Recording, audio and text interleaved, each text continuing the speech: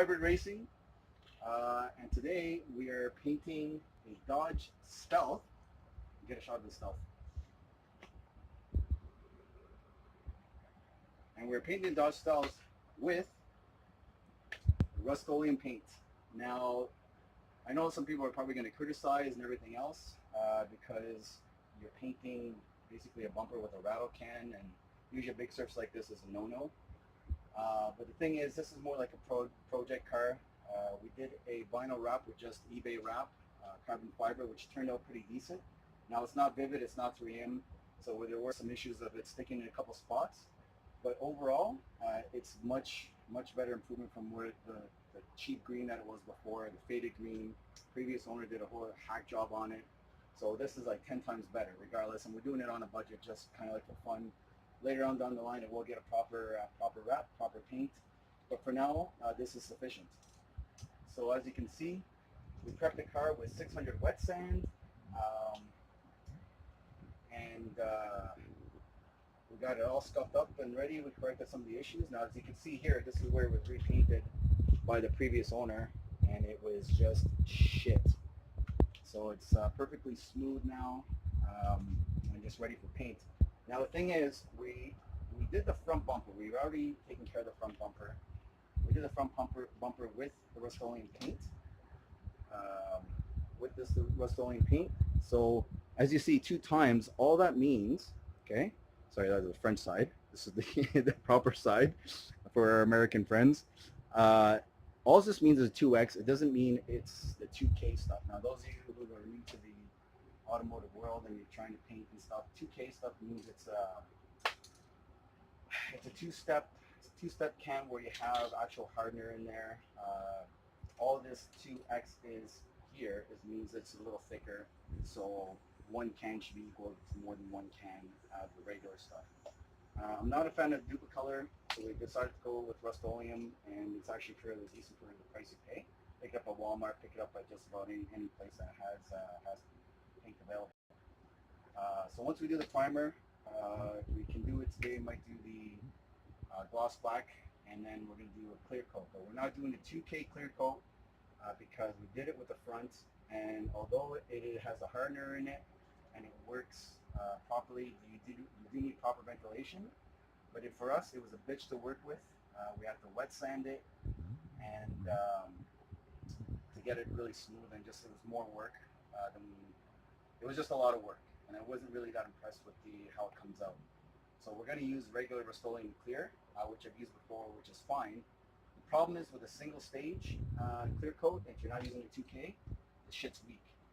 Just know that if you're going to play with that stuff or you're going to use that stuff, it is weak. It is not resistant to gas. It's not that resistant to the elements. But to fix that issue, what we're going to experiment with is a ceramic coating as a secondary part of the clear that we're going to put on afterwards, and see if that's going to be resilient enough. Should be resilient for the elements. Gasoline, well, it's not like you're going to get gas on your back bumper regardless, but we're going to hope it's going to add additional strength to the actual clear coat by using the ceramic coating once everything's said and done. So we're going to start painting, and when we finish up the results, we'll show you guys and see what you guys think. So this is what the first base coat looks like on the car with the primer. So it's basically just a very light tack coat. So now we're going to start thickening it up as we go over it, and hopefully get this done, the majority of this done today. And we'll see if we got enough time to put on our gloss black. If not, we're going to wait. Now what we're going to do is, it's okay if we wait for 24 hours. Usually it gets sprayed within the first hour of the black gloss, and then we wait 24 to 48 hours for it to completely dry before we put the clear coat on. Anyone can do it in very different ways. Read the instructions, tells you within the hour or 24 hours. So again, with our gray primer, and we'll show you what the gloss black looks like after. It's also Rust-Oleum as well. So yeah, we're going to keep at it, and hopefully get a finished product to you guys sooner than later. We're going to put one more coat of primer on this, and the reason why we like to use gray primer as opposed to black primer is you can see you see more of the faults and any areas that you may have missed during the preparation. So as you can see, we have a couple spots down here that probably could have been sanded just a tad more. So we can always correct that after the fact. And anything that needs any kind of spot putty, we can do that as well. And again, we're not going to try to go full on professional, but we do want it to look good even for a rattle can, and which it is going to look good. So we're going to put on our last coat of primer and then go from there. So again, working towards that finished product. Primer is done. From last time, it's dry, it's good, it's ready to go. We're just going to give it a once over to clean it off. But lessons learned from last time. So last time we were a little bit rushed. This time, come prepared, where we have our coveralls. Okay. We have our gas mask, and we also have our goggles. Now, we're working in an enclosed area. It's kind of like our makeshift booth for paint. Okay. And you really want to have stuff like this on hand when you're going to do a job like this. You can pick it up in Canada. You can get something like this at Princess Auto, Canadian Tire, any automotive place. And in the States, you have like Harbor Freight, Pep Boys might have some of this stuff, whatever.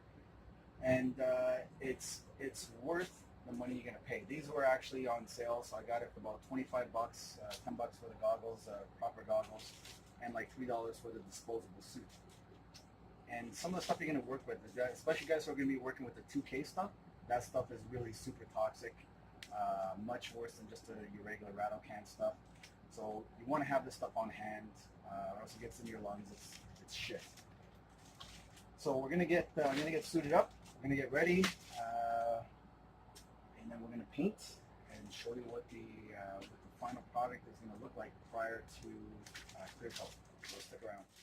Okay, guys. So this is our 3 coats of black, 3.5 coats of black that we put on. Now, obviously, we don't have the proper lighting in here, so we're gonna have to let it set, let it cure, and see what it's gonna look like in roughly 12 to 24 hours. Now, there's a couple spots that we didn't like. We decided to try to use our Quick Rust-Oleum. So this isn't the 2 times which is thicker. This is just a regular brand. It's an enamel. And originally we were using the black gloss that was the thicker. So the 2X is the thicker one. So we opted to try this. And I'm not sure if we really like this stuff. So we haven't decided what we're going to do here because there are some rust spots, and we could have probably did a very, very light wet sand on the primer to get it smooth. And as you can see, there are some rust spots here. There's a little hazing that's happening here, and I'm not sure if it's because it's the paint or if something else is going on that's just not bonding properly. And it doesn't by all stretch of the imagination look bad or anything. It's just what we were shooting for was trying to get it as perfect as possible. So once it's dry after the 48 hours, we're going to inspect it again, see what it's going to look like. Our very worst case scenario is we'll give it a light wet sand before we shoot the clear. We have a test piece outside that we're going to play with, and we're going to do that first. So we're going to shoot it the same way we did this, and then we're going to do a light wet sand on it prior to the clear, and then we're going to spray our clear on it and see what it's going to look like to see if it's going to be nice and shiny and turn out the way we want it to. And if it does, then we're going to do the same thing to the bumper. So stay tuned. We're going to keep at it and show you guys a nice finished product in the end anyway. One way or another, we're going to get it to look as decent as possible.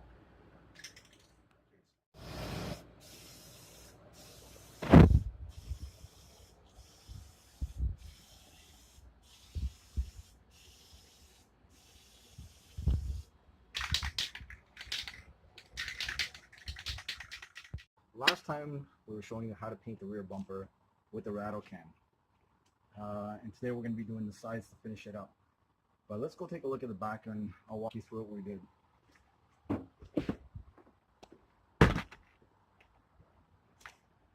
So right now it is dusty and dirty, but overall it turned out pretty good. Now the only thing we haven't done yet, it's not completely done. It's only got the base layer. It does not have the clear coat on just yet. So there is roughness in a couple of sections like here, and if you get close enough, the top of the bumper. But everywhere else turned out pretty good. So the plan is to give it a wet sand at some point, and then we're just going to clear it, and it should be top notch, and it's going to look good, especially out of rattle can. It actually doesn't look bad right now, but we want that protection from the clear coat. Now let's take a quick look at the right hand side. So as you can see, we did have work that needed to be done here. So the previous owner had taped it off here where you can see the line. It was super rough here. So we did this with 600 wet sand, and the rest is just 1,000 wet sand just to get it all scuffed up for the primer. And then that's it. So we're just going to get ready to shoot the primer. We're going to let it sit, and then we're going to see if the primer requires some wet sand, and then we're going to put our base coat, followed by clear. So this is going to be a process that's going to take over a few days. Yes, get the shot of the twin on boards, but we're not talking about boobies. We're talking about turbos. So that is it, guys. We'll do another video shoot as soon as we're done with our prep work, so you can see what it looks like.